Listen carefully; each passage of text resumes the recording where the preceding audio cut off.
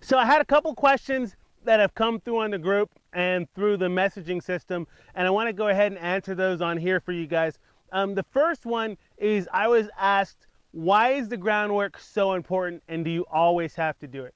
And basically what I'll tell you is groundwork is critical. It is so critical because it's foundational to building your horse's confidence. You know, once you put a rider on top of your horse, you compound the energy and the pressure that the horse has to deal with. And so we're all about setting our horse up for success, right? And so if we want to set our horse up for success, we want to gradually expose them to pressure and teach them how to deal with it. And so if we can build our horse's confidence from the ground before we even climb up on our ponies, we're going to be so much better off.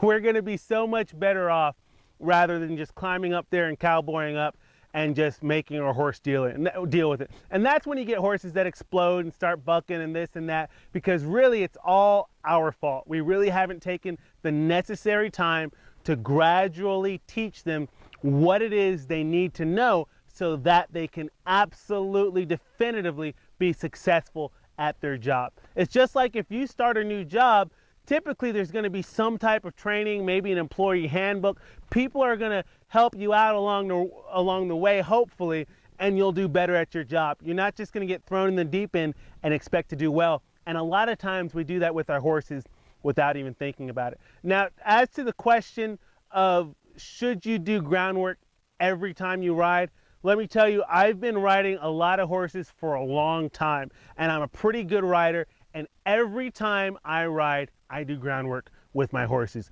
no exception.